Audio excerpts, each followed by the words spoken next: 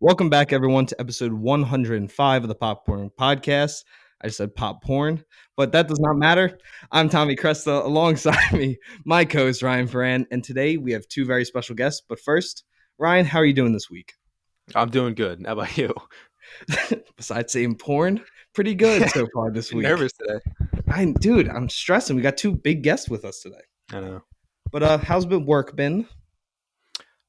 It's been a lot. It's been busy, but been leading up to Thursday, which is gonna be Barbenheimer Day, which I'm excited about. Yeah, it's gonna be an event for us. But I guess we should introduce the two very important people that we have with us today. But before I introduce them, I thought I need to make this like a big entrance for them. This is a big thing that they're making right now, a huge moment in fandom and in fan films. But yeah, we have the director and creator of Spider-Man Lotus, Gavin Konop. Am I saying that correctly? Yes.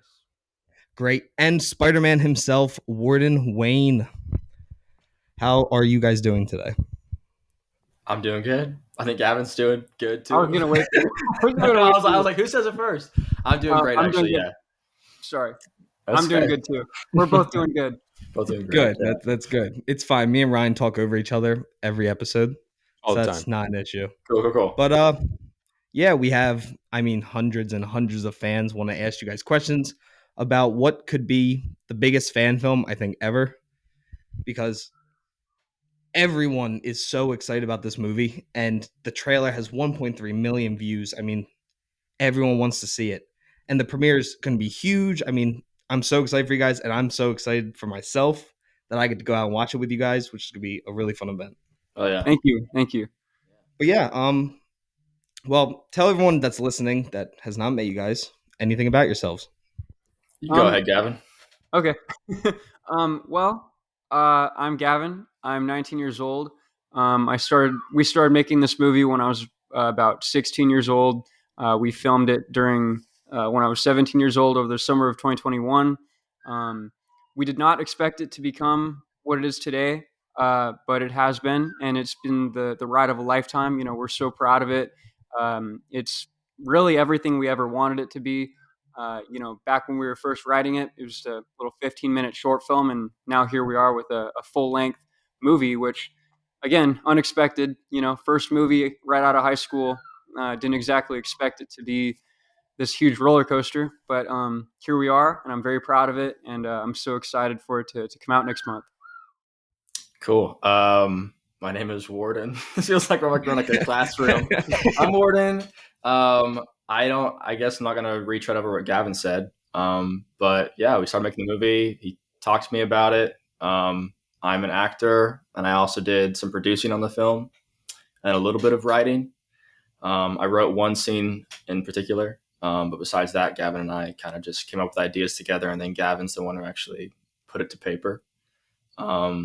Yeah, just like he said, didn't expect it to become a feature. When I agreed to it, I didn't think it was going to be a feature either. But yeah, very excited, very proud of it, and still surprised that I got to make a movie with some of my closest friends.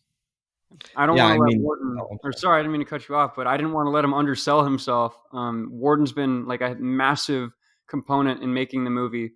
Honestly, it wouldn't be what it is without him. He was super involved in the script, super involved in even the making of the costume. Without him, it probably wouldn't be the quality that it is. He was very adamant on, making sure everything looked really good. And every time I had a stupid idea, Warden would stop me and be like, "Gavin, stop right there. We're not doing that." So no, Warden, I consider him the co-creator. I don't want him to undersell himself. He's more than just the actor. He's been the second head of the project. So. Well, thank you. You're welcome. That was such a wholesome moment. That was so much nicer than anything me and Ryan have ever said to each other on this show or in private. But no, Gavin, it's insane that you were 16 when this started. Me and Ryan, I'm 22, Ryan's 20. We're just filming our first short film in 2 weeks, so that's stressing us out. You guys worked on a Spider-Man film that has millions of views that everyone wants to see, and you're a teenager. Warden, you're 20 something, right? I'm 22. Yeah, I just didn't say my age. I'm 22. Yeah. Yeah, so that's you're Spider-Man to a million people now. That's That's one of the craziest things right now. It's really cool. Yeah. I don't think about it too often, but I do think about it. It's pretty neat and it's fun. You have some questions to answer about how it feels to be Spider-Man. Down the line, some fans want to know the life. But before we talk more into the fans part of it and the questions they have, I decided to come up with some questions of my own just to talk about your guys' film knowledge and your thoughts on different kinds of movies and everything like that. Does that sound good? Yeah. Perfect. Okay, so starting it off hot, what was the movie that made you realize that you want to work in film or make movies of your own? Do you want to go first, Warden? Sure. My answer is easy. It was Spider-Man 2. When I was like 5 years old, I realized that I couldn't be Spider-Man in real life. Yeah. I couldn't be Spider-Man in real life, and I was at my grandma's house, and I remember like sitting down. I remember I was like praying to God to like give me powers. And I was like, please. And never got powers. And I think when I was 5, I realized I was like, okay, if I can't be Spider-Man in real life, I want to like be him in a movie. So that's where it began. And then when I was 12, I started doing more local stuff, started getting into it more. It became very recreational for me and fun. I would just do monologues or write for fun. And I've always been a huge movie guy. I was always more into the creative aspects of like school. Was never good at math or science or any of that stuff, but I loved drama and writing and literature and rhetoric. But 5 is when it first started. And then when I was 12, I started really trying to push for it and, try to hone my skills and actually learn and study acting as well as want to do it. Yeah. For me, it was also Spider-Man 2. I mean, that's a shared thing between us. Maybe it might have been Spider-Man 3, honestly. I mean, growing up, I watched Spider-Man 3 over and over and over and over again. I remember my dad bought me like the muscle Spider-Man suit. You could turn it inside out and it'd be like, oh yeah, I had the same thing. Yeah. So I'd wear that like every day. I remember like I'd wear it under my clothes and like so I'd look super buff and I'd like do the shirt rip. But I would reenact it all the time. I'd sleep in that suit. I can't imagine how badly it smelled. And then like even when I got to elementary school, like I would every time we went on lunch or like recess or anything like that, I would reenact the Spider-Man 3 video game like scene by scene. Like I memorized the whole thing and like acted out every day by myself. So I guess Spider-Man 3, and then like the older I got, similar to Warden, you start to commit a little bit more and it starts to become a little bit more real when, I got to high school and I had access to a lot of, equipment and I was like, dang, I can actually do this. But yeah, I mean, it's a very similar journey to Warden. I think it all came from Spider-Man, unsurprisingly. Yeah. I mean, and now you get to live it out, which it's incredible. So congrats to both of you. Very cool. Thank you so much. Okay. Now to the people I don't want to talk to. Ryan, what's your answer to the question? I actually don't know if I have one single movie that kind of got me into it. I think it was just the whole thing, like the whole MCU as a whole. I kind of got into like all those YouTube videos of like breaking down like comic book references and stuff. It just full on nerd mode, just watching all those YouTube videos. And eventually those turned into the more like film, pointed YouTube videos. So I kind of got into like breaking down how movies are made and stuff from that. So I think it was just all the Marvel movies as a whole kind of got me into it just from watching those videos as a kid.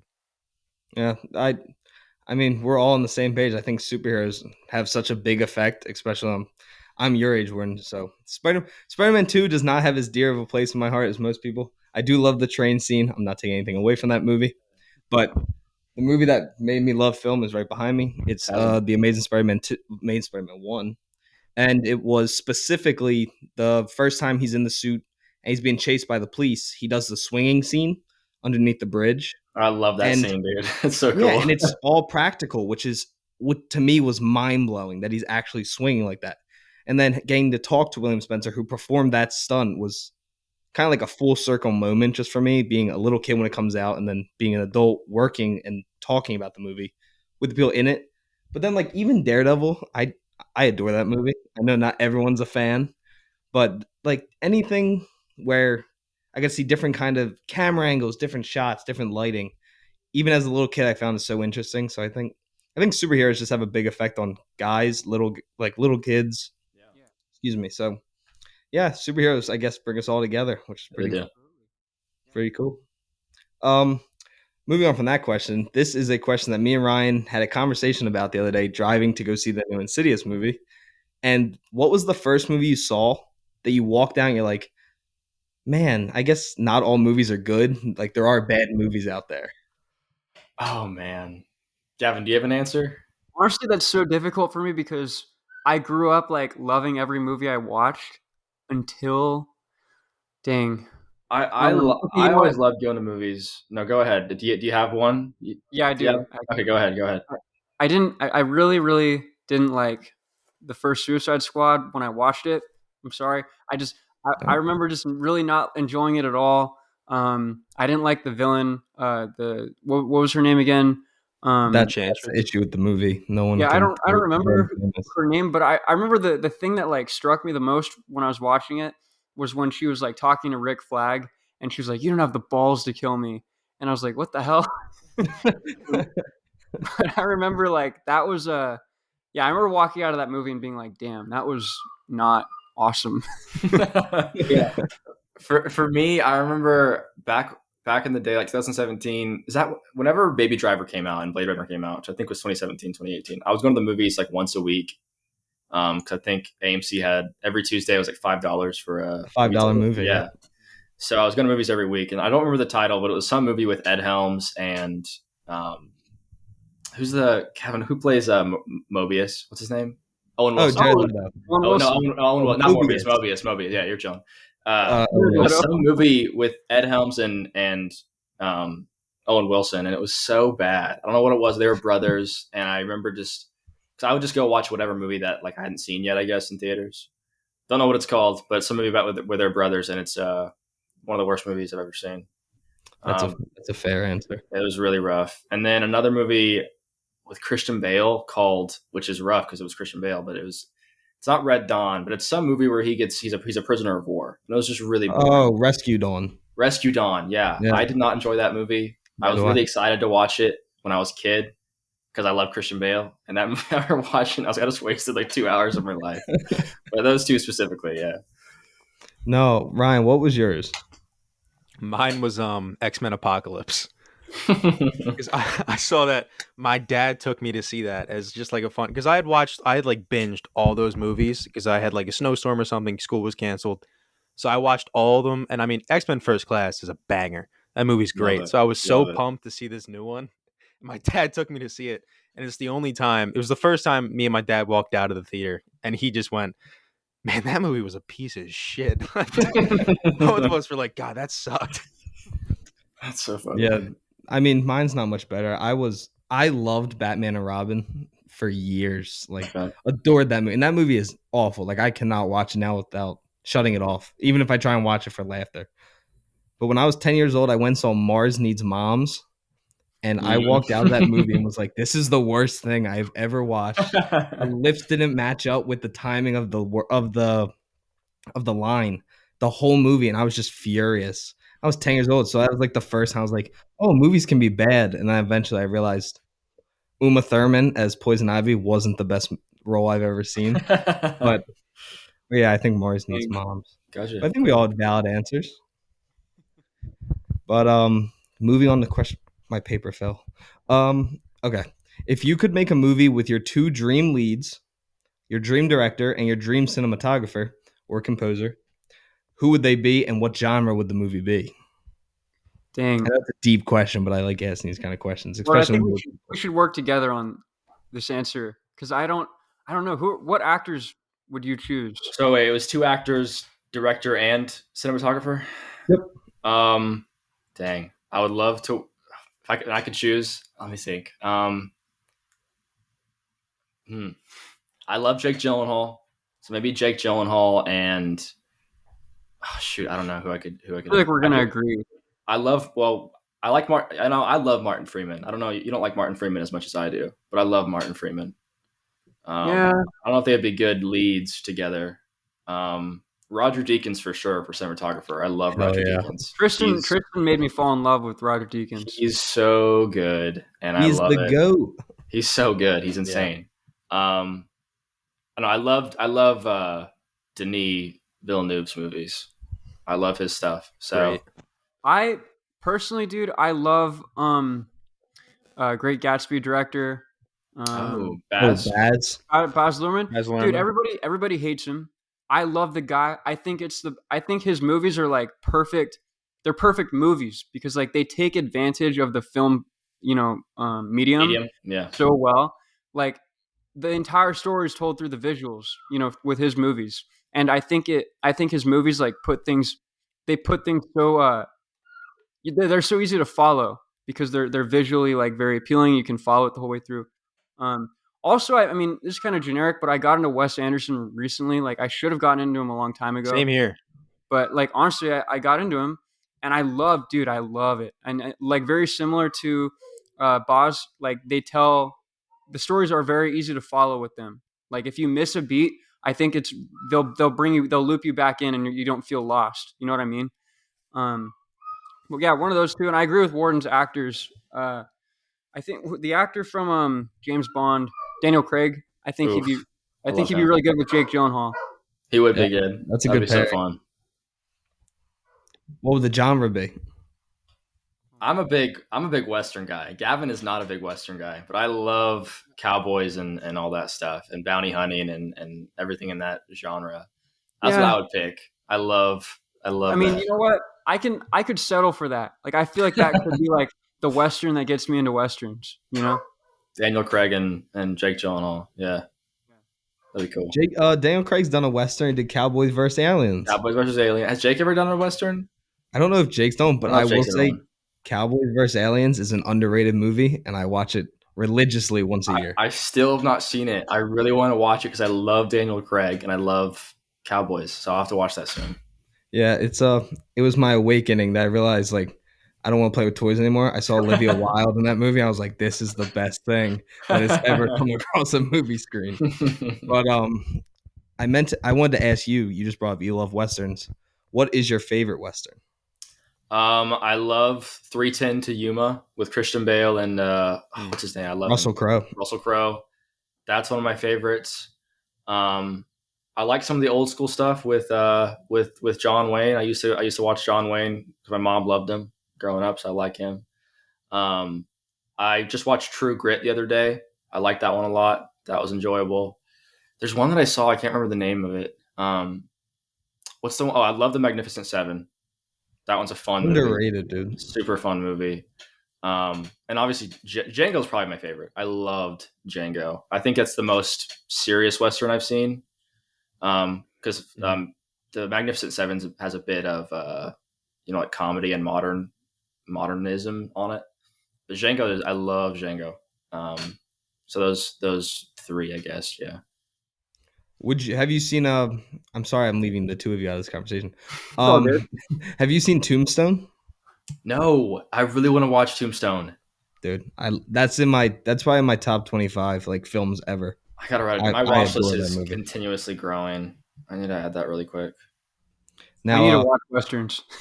You do. I think Westerns, especially like more recently, have definitely lost some of the joy behind them because I feel like so many people try and make them and they're not as good. But I think The Harder They Fall was a really good comeback to Western filmmaking, like not filmmaking, Western genre movie.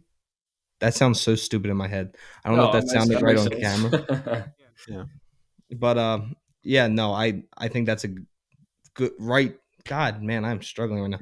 It's a good step in the right direction. But Ryan, what about you? What is your answer to your dream movie? I think I saw IGN posted this thing today that Nolan had said that he's done with superhero movies now. He said there's just been too much, but he said specifically that Star Wars is still on the table. And that just got me racing like, oh my gosh. A Nolan Star Wars movie would be so good. That'd be so sick. I couldn't imagine what he'd make. After Interstellar too. Like that's perfect. Oh yeah. Oh my God. Yeah. It would just look incredible. He would absolutely send someone to space. Old Republic. And that leads, please. totally. And that leads to my next point. The actor, Tom Cruise would love to go to space. He would That'd be absolutely so do that sick. movie. Star Wars Kidding me? movie. Sick. Yeah. What the heck? It's an awesome idea. It'd be great. I like the idea, Ryan. That'd be fun. I'm kind of, I feel like I'm just going off of Warden and Gavin's answer now. My director's Denis. He's my favorite director of all time. I love every movie he's ever made. I just showed 2 of my buddies Prisoners for the first time, So good. which I'm starting to understand might be my favorite movie ever, which is Warden something I loves never that movie. thought. I love Prisoners. Yeah, Great no, movie. it's really well made, and Jake Gyllenhaal and Hugh Jackman give incredible Dude, it's performances. phenomenal. Yeah. But Denis is my would be my director. Greg Fraser I'd probably pick as my cinematographer. Change it up a little bit. And then Pattinson, I love him and everything. I can't say Gyllenhaal now. You guys stole that. Wait, Pattinson and Gyllenhaal would be awesome though. That'd be so together. sick. Yeah, Pattinson, actually. Gyllenhaal, Nice. and cop thriller, hunting down a serial killer. That'd be I think so fun. I think it's just Dude, that's such a perfect. good idea. What the heck? Dang. I know. I want them to do a True Detective. Write that movie. down. Write that down. If you guys come up with that movie next, I swear to God, I'll get lawyers involved. This is not for sale. Sue us. Yeah, I just gotta text Denis next week and we'll make it. But going into our next question, if you could join any TV or film cast or crew, what would it be? Like, what project would you want to be a part of? Dude, you want to go first? No, you can go. I'm thinking. I was going to say, I feel like it's kind of generic, but I feel like the Stranger Things cast or Cobra Kai cast would be really fun to hang out with. You know, like I feel like they have so much fun on set, and I feel like they all get along really well. So Cobra Kai or Stranger Things, I feel like we get along pretty well.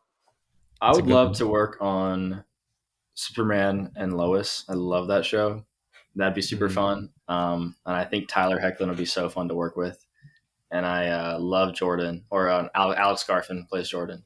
Probably Superman and Lois, or Mandalorian, just because it'd be fun to be a part of the Star Wars universe, and some cameo, not cameo, but some like small role. You know, that'd be cool. It's a good answer. Yeah. Both good answers. I love Cobra Kai and I love The Mandalorian, so I like both the answers. Ryan, Well, what thank you. what do you have to? What do you want to be a part of? I think I might go, not just because it's one of my favorite shows of all time, but I might have to go with Peaky Blinders. Ooh, Just I for the love fit. Peaky Blinders. Just for Yeah. the clothes, dude. That'd be so fun, dude. I love That'd Peaky be Blinders. awesome. That's a good one. That is a Yeah. good one. Yeah, I want to join the Bear. I want to be work on that. Dude, That'd be I've been sick told- too. great I've show. been told to watch The Bear, so I should. Dude, Jeremy Allen White Amazing. next. He's going to be one of the biggest stars in Hollywood. I think he gives some of the best performances in Shameless, in The Bear, and now he just needs to get in the film because some of the movies he's done, poor choices. I think that he's maybe not poor choices, but the roles he was getting were not for great movies. But I think after The Bear, he'll get some bigger. That'd be more sick. I important love him roles. as an actor. He's Yeah. got such a I love how intense his face looks. I don't know if that's the proper way to describe it, but he looks so like rugged and heavy. Like his face is always just beat up in a way. You know what I mean? I love it. He's so cool. Yeah, no, Ryan knows I have a deep love for Jeremy Allen White. He's one of my Yeah. dream people to have on this show. So yeah, I think the Bear is probably the one. But these next 2 questions are the final 2 we have. I would say these are the most difficult questions to answer. So I hope you guys are ready for this. Gotcha. Ready? So first one, what do you guys think are the top 3 movies ever? Not your favorites. What do you think are the best movies Oh, ever? the Oh best man, not my Like in favorites. Not your objective. favorites. Okay. Okay. Well, they might be my favorites. Let me think for a second. No, if they are the same, it's the next question is what are your top 3 favorite movies? Oh, gotcha. Dang. Okay. I'll try to think of something that's just really objectively just good. Ryan, do you want to go first while they're thinking? Yeah, you should go first. I got to think too. Okay. This is a I'll hard go question. first. Okay, you go first. You go first. I would say The Departed, Shawshank Redemption, and Goodfellas. I think are the 3 best movies of all time, but not my 3 favorite movies of all time. Hmm. That's a pretty valid one. I kind of want to go with most impactful or revolutionary movies. I would say Star Wars, the first one. I mean, Empire Strikes Back, Back to the Future, I'm trying to think of movies that actually like changed the game for like everything You could coming really forward. say Spider-Man changed the game for superhero movies. Spider-Man did change the game for Spider-Man sure. did. Yeah. I don't know if I'd say it's like I'd put up there with like some of the most. I mean, I don't know. It kind of did kickstart a lot. Yeah, I don't know. because there I were a think it was ton before it, but the ones after it were, if you really watch, they're just trying to copy off Spider-Man. Yeah, that's Is that true. a lot why? of them. It is kind of a blueprint. Isn't Spider-Man Yeah. when superhero movies started making like a ton of money too? So I remember like Keaton's Batman Yeah. movies made like 200, 300 million, 400 million box offices. And then Spider-Man 1, Spider-Man 2 were making 600 to 800. Yeah. Which I think was unheard of back then. I'm not sure. No, if you put it in like because Superman came out like the first Christopher Reeves one, then Batman eventually came out in 1989. That kind of like brought together like superhero movies can be serious. Then we got that weird 90s era where they were not very good. And then Spider-Man showed that you can make a serious movie that still has humor, and it killed at the box office, like you were saying. So When yeah. I don't know.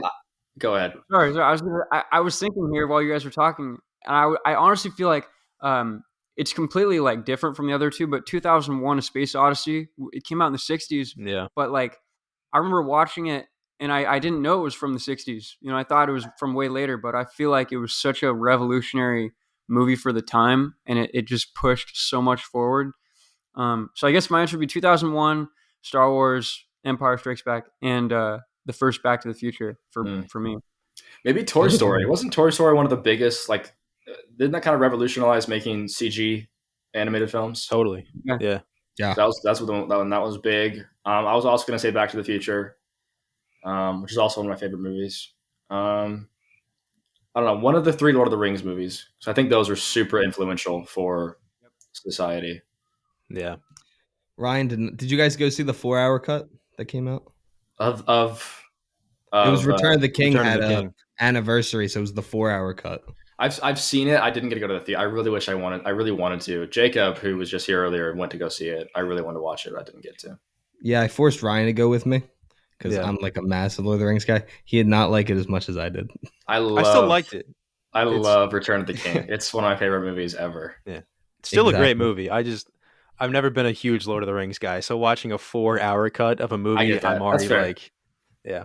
But You're tired. You want to go home. Did they have a break in that in Totally. 4 hours? no. Nope. Really? And we saw it at like 8:00 too. Yeah.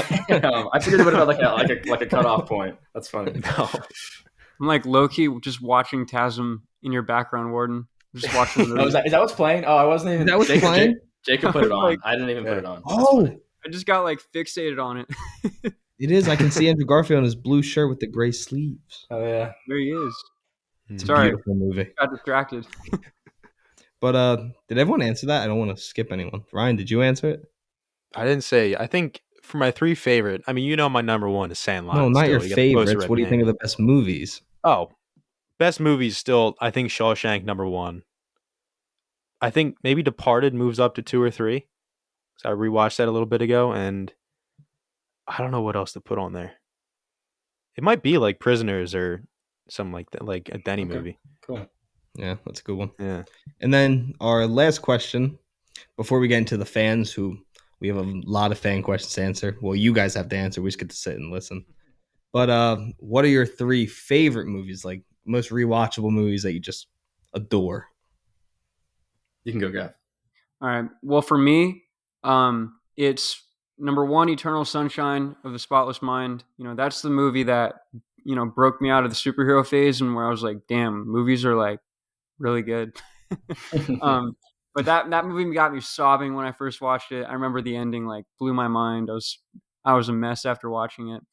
Spider-Man 2, obviously. I mean, come on, And then number 3, I go back and forth. It's very controversial. I said The Great Gatsby. People are like, what the hell? That's such a weird choice. But my mom growing up like would play The Great Gatsby audiobook in the car because she was an English teacher for 11th grade and she would teach Great Gatsby every year. So her favorite book of all time is The Great Gatsby. And so even growing up when I didn't understand the book, she would play it in the car and I'd listen to it and I'd hear the words. I think Jake Gyllenhaal did a reading of it, and that's the one she played. I think Jake Gyllenhaal or someone like that. That's sick. When I got to high school, when I got to 11th grade, she was like pretty much my teacher for that time. My teacher was cool, but she was like really teaching me. And so we went through Great Gatsby together, and she taught it to me, and we watched the movie. And normally the movie gets a lot of criticism for not being accurate to the book, but it gets hate for like the modern music usage and certain elements like that. I felt like it's the perfect adaptation of the book, perfect casting. I think the words come right off the page. Like the castings are so reflective of the words. Like I read the book and I look at the movie and I can't imagine a better way to adapt like the aesthetic of it, the look, the whole flow of the story. It's like honestly perfect in my opinion. So that's my justification for Great Gatsby. But I flip-flop between that and Where the Wild Things Are. That movie terrified me as a kid. I watch it today. Yeah. I love it. It's so weird. But I think that's one element I really like about it. It's very strange, but you feel a little bit comforted watching it. So Cool. That was a really good answer. That is a good answer. Great one. Well, Warden, mine- you can go after him. Yeah, mine's not going to be as expansive as that. My top 3, it's not in particular order. Spider-Man 2, because it's so influential in my life, and I love that movie so much. Gavin and I could like talk about it for hours. that's why I didn't even start, because I know I would never stop talking. It's so easy to go into it, and like Return of the King, could also talk about that for hours. I have talked about it for hours. I love it so much. The For Frodo line is so good, and I adore it. And then How to Train Your Dragon. That movie recently went up or last year it went up on my list because I don't know. I watched it again at the time, and it just like moved me so much. I love that movie. So those are my top 3. I don't have any art house top 3s, but those are the big 3 that I really could just rewatch at any point. And I do a Lord of the Rings rewatch every year, and I rewatch How to Train Your Dragon relatively often. So I have Aragorn's sword, the Anduril. do you really? That's so sick. Like the big one. Dude. Yeah, no. A company sent it to me for the podcast, and then in favor, I got Ryan a lightsaber from a company. Yeah, That's so sick. What? Yeah, it's pretty cool. That's so cool. Now, if anyone breaks in, they got to deal with my Aragorn sword. A sword. But Ryan, what are your? I feel like I know this because I feel like me and you have talked about a lot. Yeah, I already said my number 1 on accident, but number 1 is The Sandlot. It's my favorite movie of all time. You put it on anytime, absolutely. And I think number 2, I got to go with A New Hope, just because I love Star Wars so much, and that one, that's always been my favorite Star Wars movie. It might not be the best in my opinion, but just I can always put it on and watch that one. And I think for number 3, I'll go with Reservoir Dogs, I think. Just because it's one of those movies, like, it's genuinely a great movie, but every time I watch it, I get blown away just thinking, like, this was Tarantino's first movie, and it's this good. Like, it just blows me away every time. Yeah. It's a good one. I like that, Ryan. I feel like that's different than the last time we've talked about. That's good. Might be. But my 3. Again, no in particular order. Prisoners, I guess, is up there, but I want to say Jaws, because I found found love for that movie when me and Ryan went and saw it last year in IMAX, which was awesome. Must have been cool. Experience. What was that? I'm sorry. That must have been cool. Oh yeah, it was dope. Except the guy on next to me was answering phone calls, and was not the most fun. But yeah, I found new love for that movie. It's a movie that should have never worked, but did. They rewrote the script every night while filming. Like anything like that, it's incredible that they made. I think one of the longest lasting horror films that everyone still thinks about if you go in any type of salt water, not seawater. Oh man. But yeah. TASM, The Amazing Spider-Man 2.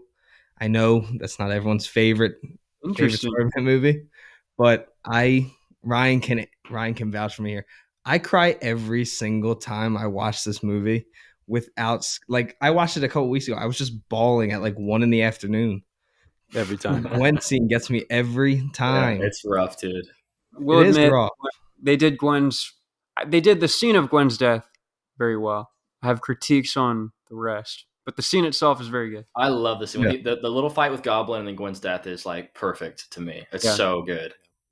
Yeah, and then like coming from like reading comic books and then finally getting to see the big white eyes, and I think the suit is perfect. I adore that suit. And I just have so many memories of watching with my dad, even though my dad despises the movie, but I love it. But yeah, I think that's the other one. And then Revenge of the Sith, because I can quote the entire movie and I watch it at least once a week. I love Revenge. Ryan hates the movie, so I don't hate it, but damn, I love that movie. I love Revenge of the Sith. it's amazing. But yeah, that's the end of my questions. But now it's time for what took up almost my entire camera roll is the question from the fans. And the first one we're gonna do is from Sky. What the hell? Skyworks Cinematics. Okay, they didn't clarify, so both of you can answer this question. Have you ever considered doing a team up hero movie? If so, with what characters? Oh, Gavin, you can answer that one. Well, I've always liked the dynamic between Spider-Man and Daredevil, so that would be really awesome to do. That's my answer. No more elaboration on that. That'd be great. Yeah, I've also liked that. I'm much more into like team up stuff and kind of superficially fun things. I think than Gavin. But so I'd be down. I would be down for anything like that. I love like the Heroes for Hire. I love when heroes cross over all the time. Like I don't know if you guys have played Web of Shadows, the old game. Hell yeah! I love that Moon Knight and like Luke Cage just like are just hanging out in New York City. So I love all that kind of stuff. I don't know what specifically I would do, but I love when Spider-Man gets to interact with Heroes for Hire or Daredevil, like Gavin said. So for sure, if that ever happened, that'd be cool. You should definitely do something with Daredevil because Daredevil is my favorite Marvel character and Spider-Man's number 2. So that'd be like a dream come true to get to watch them interact. So please make this. Next question is from, actually, I'll do this one. This one's nice. This is not Nate09. Hi, Gavin. I'm currently filming my first Spider-Man fan film. Is there any advice you would give me? I think try not to go too ambitious is what I always try to tell people, because you start to like you think something's achievable and you go for it, and then it's actually like super difficult. Not. Yeah.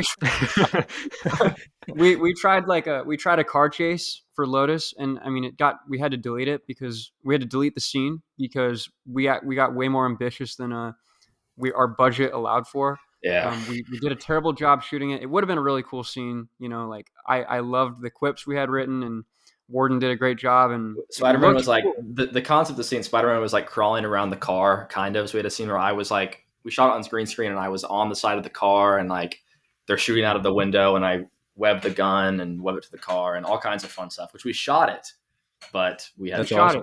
I think it would have been achievable like with full VFX, but just the thing is with working on VFX with fan films is like, they have lives too, so they can't commit their entire life to like making these giant sequences. Like that's part of the reason why Lotus is a drama, not an action movie, because if you're doing an action, you're gonna require a lot really of CGI. Expensive. Yeah. And like if you're not working with industry professionals, just they have lives, VFX artists, so they have to have their time. So that it was a good idea, but we had to cut it. There's still plenty of action, but I'm going on a tangent.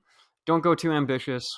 Try to keep in mind, what your budget is, and try to not allow yourself to go too far, because it's very easy to, when you love these characters, kind of get carried away, and you're like, oh, we could do this and this and that, and then you're like, wait, let's pull back. So that would be my biggest piece of advice. And the other one is like, don't create it for the purpose of appealing to the outside world. Don't create it to like get views or like get subscribers or whatever. Like just make what you want to make, like whether it's against what everybody else's idea of Spider-Man is or not. Like if you want to make it and you're passionate about it and like you care about what you're making, go ahead and make that. Like don't listen to what other people are saying about it. Like make your Spider-Man how you want it to be.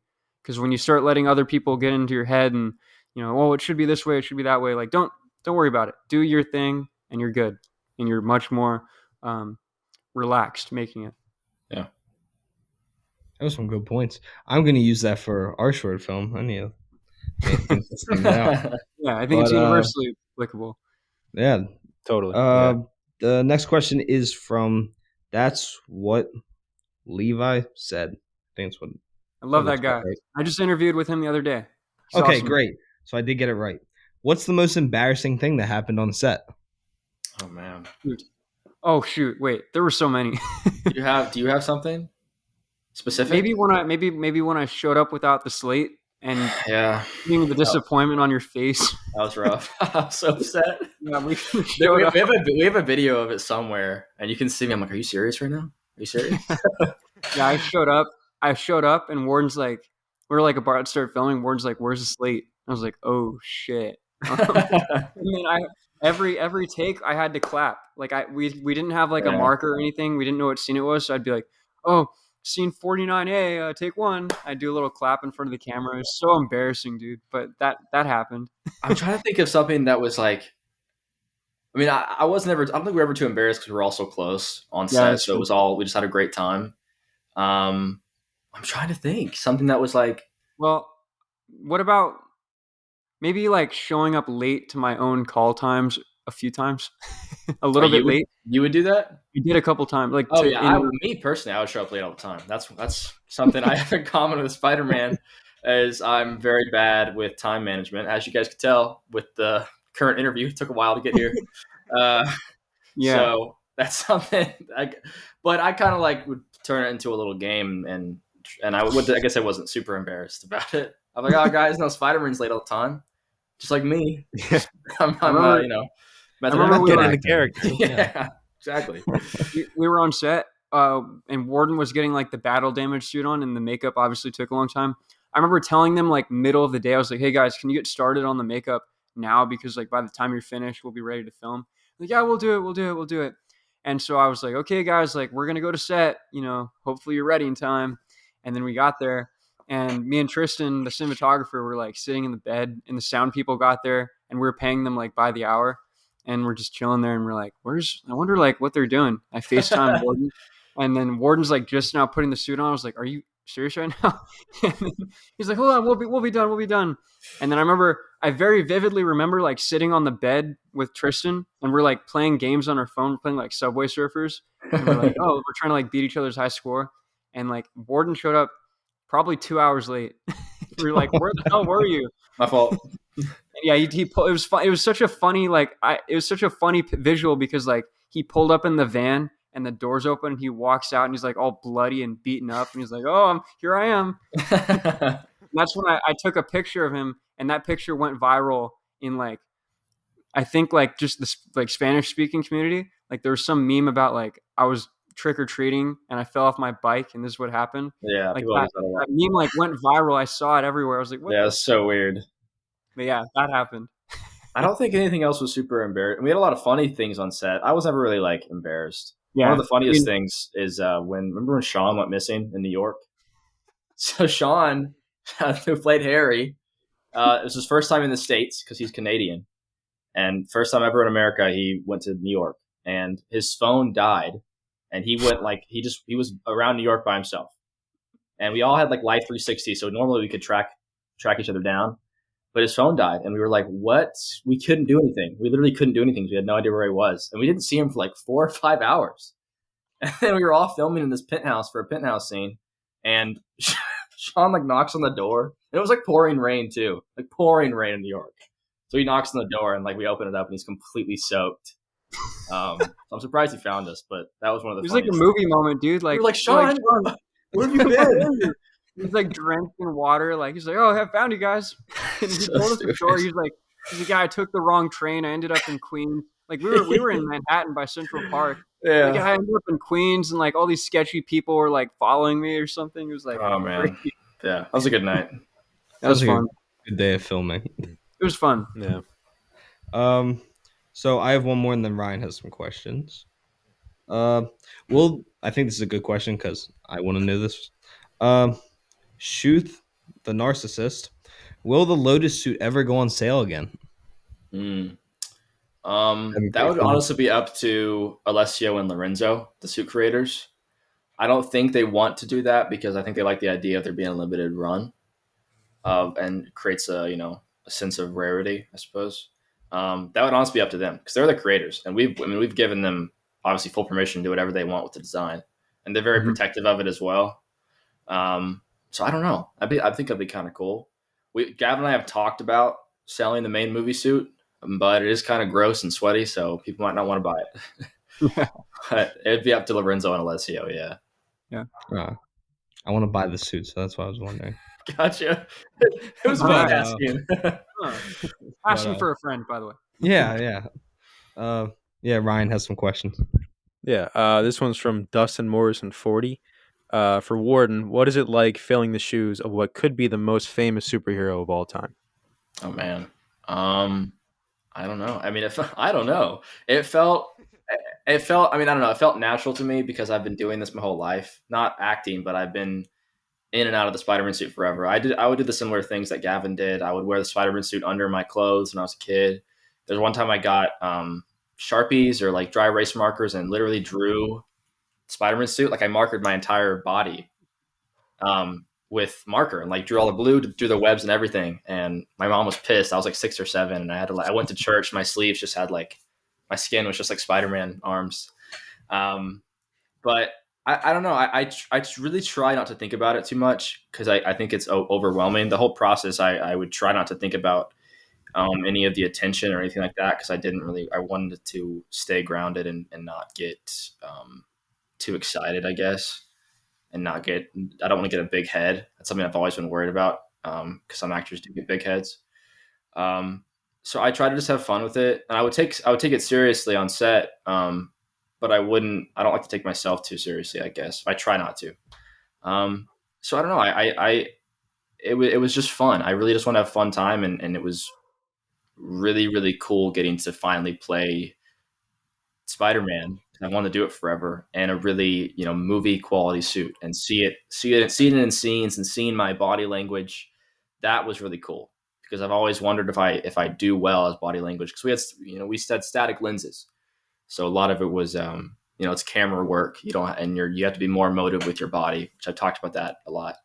That's one thing I love about Andrew's performance and Toby's performances is them having to do more because you can't see their face. And I love that kind of acting. I love when actors, you don't see their face, like in Hugo Weaving in V for Vendetta. I love his performance in that. You have to be a bit more inflective. So it's kind of a long answer. Maybe not the exact answer you're looking for. It's a difficult question, but it was really cool, and I just tried to have fun with it. I didn't try to take it too seriously. Yeah, that's awesome. This one's from the Gabe Bernston. I think I'm pronouncing that right. And it's kind of building off the last one, but was there ever a moment when you were filming where you kind of like had the moment where you're like, damn, I'm Spider-Man right now? Like, yeah, there's in all the Tim scenes, the scenes with Tim are when I was in the suit the most, because that was almost entirely, I was suited up the entire time. And I'm trying to think of something specific. The end of that scene, there is one particular scene where I'm not going to say it, but it was really, really cool. And Spider-Man has a really, really cool line that Gavin and I came up with. And it is really, I'm really excited for people to see it.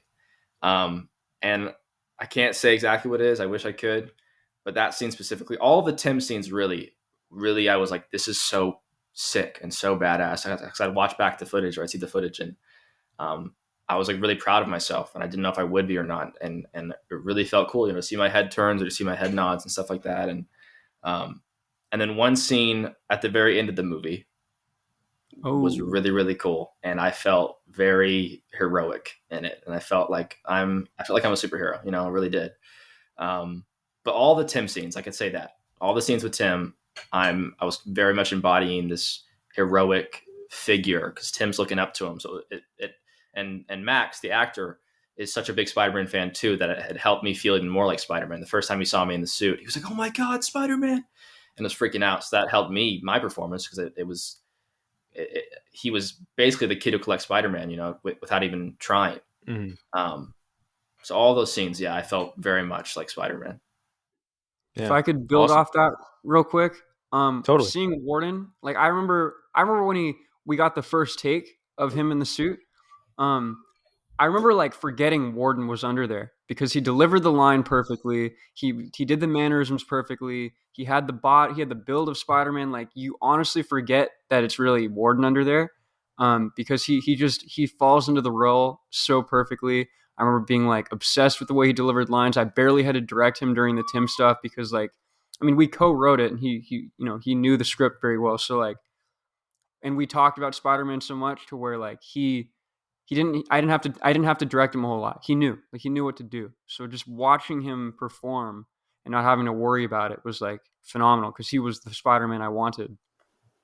Thank you. You're welcome. Oh, God, this is so wholesome tonight. Nice. so wholesome. God, me and Ryan got to change up our attitude on the show a lot.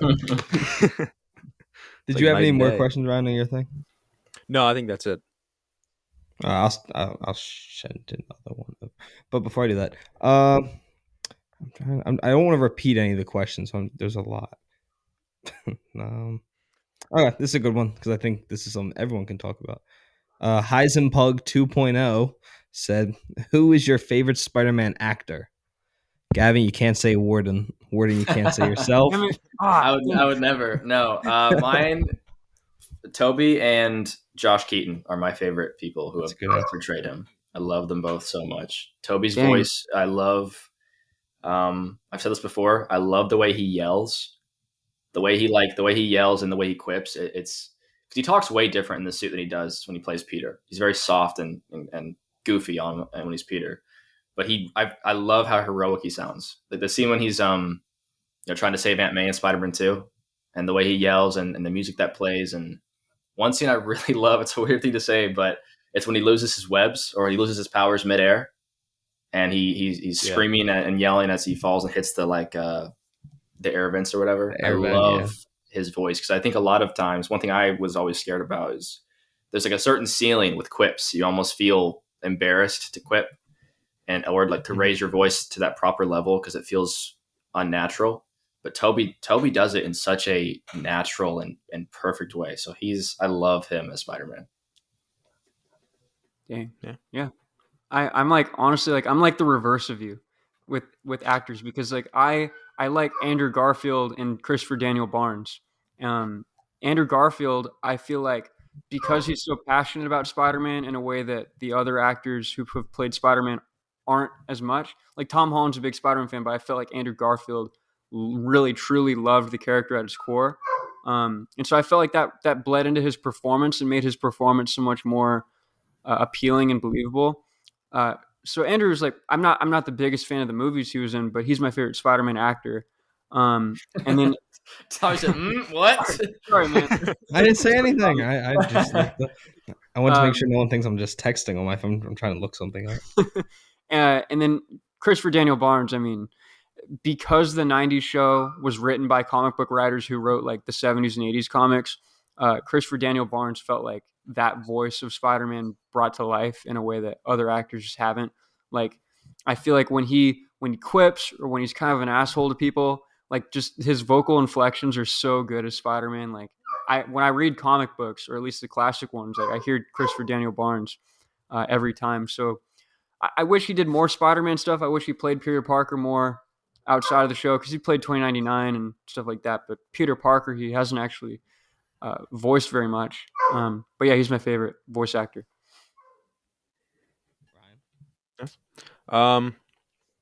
I think we kind of talked about this when we did our No Way Home review. And I think I still kind of have that opinion of like, we said Toby was the best Peter Parker, Andrew was the best Spider-Man, and then Tom Holland wasn't the best at either of those, but he was the best mix of the two.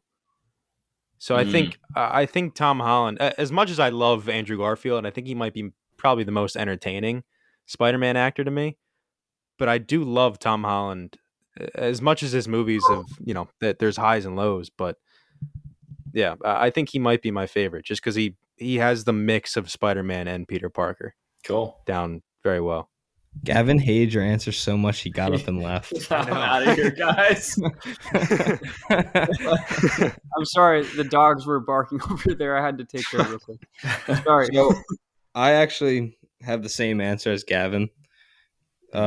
I had to look up the guy's name. I didn't even know Christopher Daniel Barnes was the guy's name who voiced the 90s Spider-Man. But that was my introduction to Spider-Man. And like I saw the Tobey movies, but never like really thought about it. I watched that 90s series. I still rewatch it now. And I mean, everyone knows the scene with Shocker. Yeah. Oh, yeah. I love that scene. I know some people don't love it, but I adore that sequence. And then Andrew Garfield, because I don't know, I think Andrew Garfield is one of the most talented actors working, but at the same time, he just fits Spider-Man so well, and he has the best does. build for Spider-Man. I think the suit helps a lot because it's my favorite suits. Maybe that helps with some bias, and just the way he delivers his quips. I don't know. I just love those movies, even though Gavin shit on them. But Sorry. no, I think it's Andrew Garfield in total. I think is the best version that we've gotten of Cool. the character. Toby's number 2 though, Oh yeah. There you live go. action wise. You can take that. But I don't know. This is a question I just thought of. What were your guys' thoughts on Spider-Verse, across the Spider-Verse night? Oh, dude. Oh my gosh. You This wanna is go so first? fucking cool. I loved it. I love the first one, but this one was so. I love seeing. Like one thing I love about sequels in general is how you get to have the hero already established. You're past the whole like I don't know if I want to be a hero because Miles doesn't become Spider-Man until the end of the first movie. And I love how right off the bat he's active and he's badass. I love how they didn't shy away from how powerful he was. It's one thing I love when movies don't shy away from that. Like I love the scene with when he is I don't know what he does, but he like shocks Miguel on the train.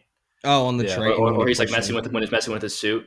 Like I love that. I love how he's just such a badass. He's so confident, which I think was such a cool. We didn't see that as much in the first movie because he was still figuring things out. But he's like confidently running away from like thousands of Spider-Men, and Miguel's this like vampire Spider-Man that's wants to like just destroy him, and he just like easily gets him off. I love that kind of cool thing. Gets him off him. But I loved it. I love Shameik Moore is my favorite Miles actor. It's my favorite interpretation of Miles. I wish they would have gotten him for the PS4 Miles. I'm not a huge fan of the PS4 Miles voice. It's too nerdy for me. But I loved it. Adored that movie. So that's my answer. Yeah, me and Warden were on the phone after it came out. I remember like, as a big Spider-Man fan, like seeing another adaptation of the character, like you have to take it in first and process it. Because like I'm very protective of like the character, and like I have a very particular idea of how I would like him portrayed. So like watching such a radically different version of Spider-Man or like interpretation of Spider-Man was new for me. And I had to like process it and think about like this other interpretation. And I remember like when it hit me of how good the movie was, because I wasn't sure how to feel about it at first. And then it hit me like the day after I saw it. And it felt so respectful to the character. I felt like one of my critiques with the first movie was that, it said anybody can wear the mask, but it didn't explore the consequences of that or the responsibility. It did explore it, but not to the extent I wanted to, of like the responsibility that comes with the mask. And so I felt like Across the Spider-Verse really heavily leaned into, what it takes to be Spider-Man, what you have to go through, the challenges, the obstacles, and how you have to push through these to, really embody the mask. And so like one of their taglines was like, how you wear the mask that matters. And my pitch for the first one was that would have fixed it in my mind was if the villain wasn't Kingpin, it was just like it was an evil version of Peter Parker or an evil version of Miles who didn't have the responsibility that came with the powers. And so I was pleasantly surprised watching this one at the end when we have a Miles who's the Prowler. And so he doesn't have the responsibility of the main Miles. And it sets up like exactly what I was looking for of like, let's take a version of Miles now who has gone through these tribulations and trials of wearing the mask. And now it's contextualized to him of, this is what being Spider-Man means. And like, this is the sacrifice and everything like that. Now let's pair him up with a version of Miles who doesn't understand that responsibility and is kind of abusing the power in a way. So I'm really excited for the third one. And the second one, filled me with confidence in feeling like the character in media in general is starting to return to like how I enjoy the character. So to wrap it up, it wasn't how I'd tell a Spider-Man story because I like the grounded and down to earth Peter Parker storyline. I feel like this was equally as respectful and faithful adaptation of Spider-Man, and I absolutely loved it. Yeah, no, I think at this moment it was my favorite movie of the year until the new A24 movie Past Lives came out, which Oh, if you haven't seen it, I I haven't haven't seen seen it. it. I was in a theater by myself, and then, well, I thought I was, and then it was like 60-year-olds behind me at the end of the movie. But I was sobbing because I thought I was by myself. So I highly recommend. But yeah, no, it's up there as one of my favorite Spider-Man movies Oh, for already, sure. and I love the first one, and I think this one blew the first one out of the water. Me too. But yeah, so Ryan, you like the first one more though. I do, just a little If bit. I remember It's correctly. still, it's my favorite animated movie of all time. Still, the first Oh one, yeah. even though I love the second one a lot. But I do want to say though, I don't want to go back on my favorite Spider-Man choice, but Jake Johnson is I love Jake definitely the Johnson. best, like older Peter Parker I ever. love him as He's Spider-Man. perfect. All right, I have two more questions for you. Then we'll do a recommendation of the week where we'll all recommend a show or a movie, and then we'll get out of here. Sound good? Yeah, sounds All good. right. Great. The question is from Goodnight XAV. What inspired the design for Goblin's suit? Well, I've always felt like I say this pretty often. Instead of trying to change the comics, find a way to justify them and explain them. So of course, the Green Goblin's design in the comics is very cheesy and corny, and it's people don't take it very seriously. Um, but for me, I thought, okay, well, it is kind of corny. It is a little cheesy. It's pretty goofy costume design. But let's find a way to justify that, and let's film the movie in a way that allows people to take it seriously in some way. So in my mind, you know, there's a storyline called Child Within by James DeMatteis. And it's about Harry Osborn becoming the Green Goblin. And what that story says is the Goblin formula reverts you back to certain childhood patterns and certain childhood insecurities, and it kind of puts all of your insecurities on the forefront and kind of makes you react and respond like a child. Um, so when I think about Norman Osborn, when he takes the Goblin formula, I think his brain will revert to childhood tendencies and kind of think like a kid. So when he's in that state of the Goblin, and his entire goal is to strike fear into his enemies and people who are against him, he's probably going to think of something that would scare him as a child. So perhaps Norman Osborn's fear as a kid was this weird Halloween costume goblin with green and purple. And it's not, it's something a kid would be scared of. It's like the monster under the bed almost. So he would create this costume that nobody who's a sane human being would wear this costume willingly. But what makes it so terrifying to me is that he is acting like a kid. It means he's very unstable and he can do anything at any time. And he's wearing this goofy mask that shouldn't be taken very seriously, but because he's wearing it and thinks it's scary, that's to me what makes it terrifying. So yeah, I wanted to be faithful to the comics and find a way to explain it. I love the design. I got so excited when I saw it. So that answer just made me even more excited about it. Oh yeah, dude. Thank you. Thank you. But yeah. And then the final question we'll go with. I want to find a good one. Okay, this is a good one. Spider_Man 2132. If the movie is successful, are there any plans to make more? Warden has a big smile on his face. So Look, Gavin, let me talk. You talk. I don't. Yes. No. We've talked about we've talked about things. We've talked about things. Gavin said no. Gavin's talked. We're not going to make them. Gavin's talked about. Are Look, we? Look, we have ideas. We have ideas, and we've thought about the concept of a trilogy, and a lot of it is. Gavin, sorry if I'm spoiling things, but no, please don't. I'm not spoiling anything yet. Okay, go ahead. We've talked a lot of it. A lot of it. He can't stop me. He's not directing me anymore. A lot of it rides on obviously where our careers go after Lotus, how successful Lotus is, if people like it, if people want to see more.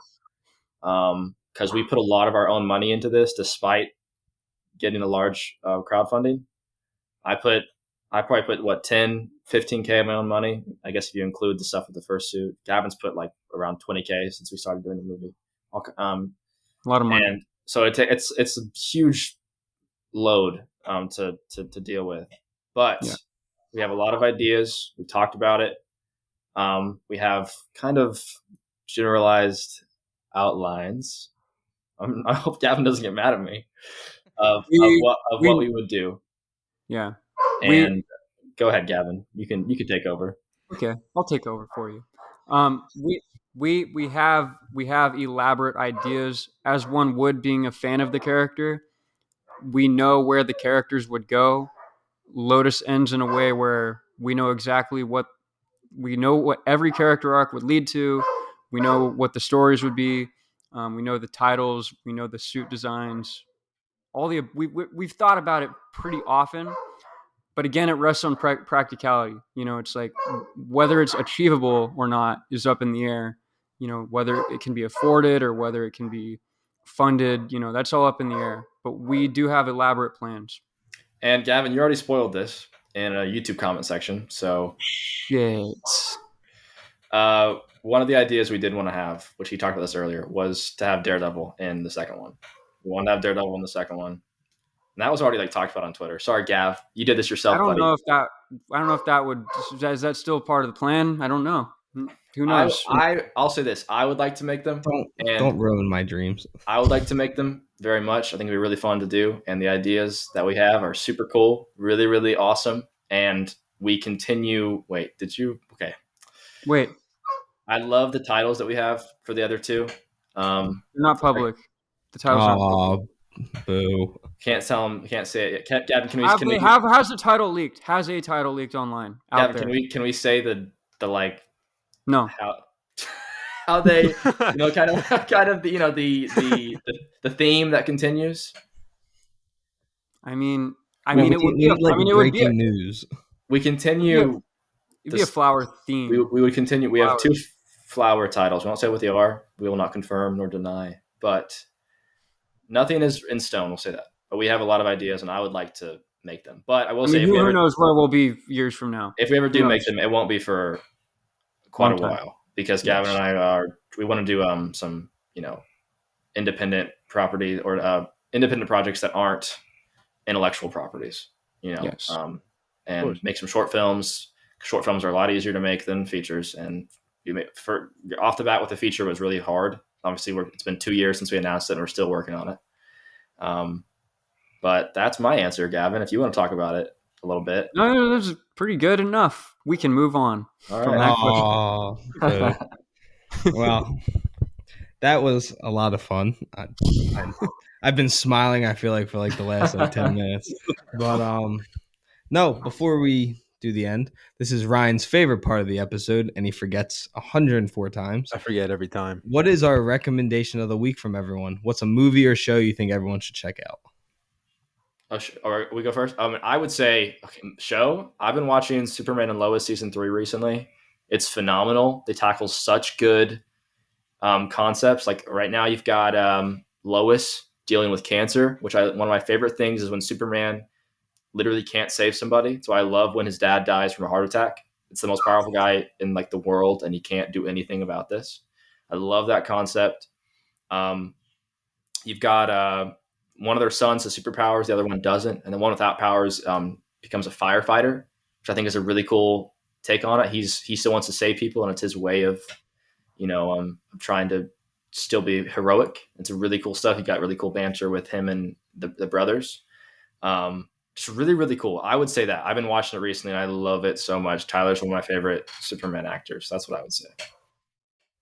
To go on. I mean, I would want to say Better Call Saul, but you can't watch that without Breaking Bad, obviously.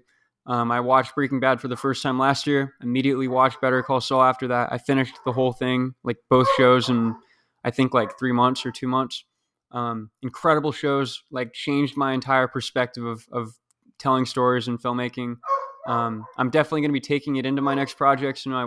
It made me regret a lot of how I filmed Lotus, but like I'm still proud of Lotus, but it definitely, like, I think my next project will look and feel a lot different than this movie does. But that is my recommendation. All right. I think I got to go. I may have recommended this before, but I watch it pretty much like the same time every summer, just since I You say first Band of found it. But Brothers. it's no, Oh. that's like a spring show. Okay. But I'm gonna go Hunt for the Wilder People by Taika Waititi. Ooh, love that. I just Okay. found it randomly scrolling Netflix one day, and it's just such a fun movie, fun like coming of age movie. It's just so good altogether. Oh yeah. It's a good one. You love that movie, Ryan. I do. Great movie. Well, I'm going to recommend something that we've been talking about kind of the whole episode, and that is right up there on the wall. Hint, Bastard. Gavin. I've never seen it. Maybe I'll watch it this week. If you're going to watch it, watch the Radar Director's Cut. It's a much better version of the film. Gotcha.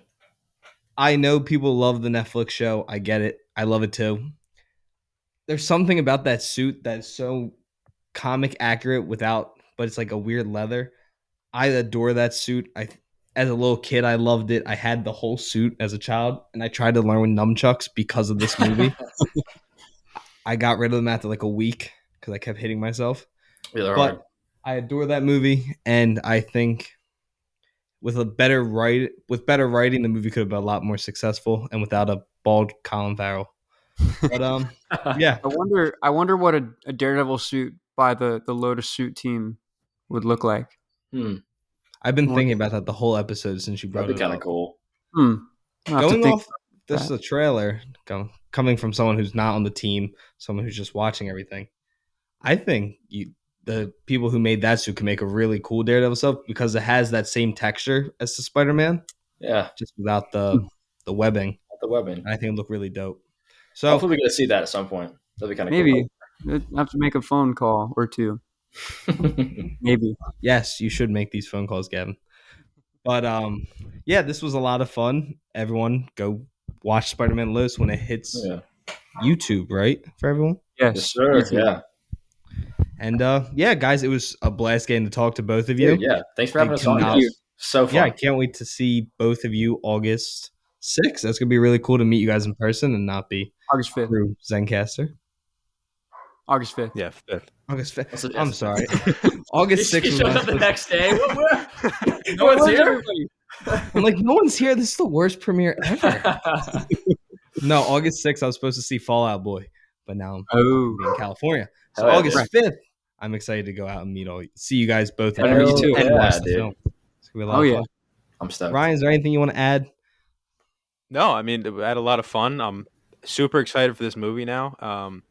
Now that not that I wasn't excited before, but now that I've had some more insight on it, like you guys were talking about how much it meant to you, I'm really excited to go to Cali to see it, but also just see it in general. I'm pumped. Dude. Well, thank you, man. Thank you. Yeah. Is there anything you guys want to add before we go our separate ways? Well, thanks again for having us on. I had a really good time. This was such a fun podcast. I love you guys said you guys don't usually do structure, but this was fun. I enjoyed this. Yeah. I had a lot of fun too. You guys did a great job. Oh, thank you. Thank you. Well, next episode will not be this structured. I don't know what we're talking about yet, but we'll figure that out next week. Thank you guys for tuning in. Make sure to continue liking and sharing the podcast. Go follow us on TikTok, YouTube, wherever you find us. Gavin and Warden, thank you one last time. Ryan, you get to say the final thing like you do every single episode. Yeah, thank you for watching, and we'll see you.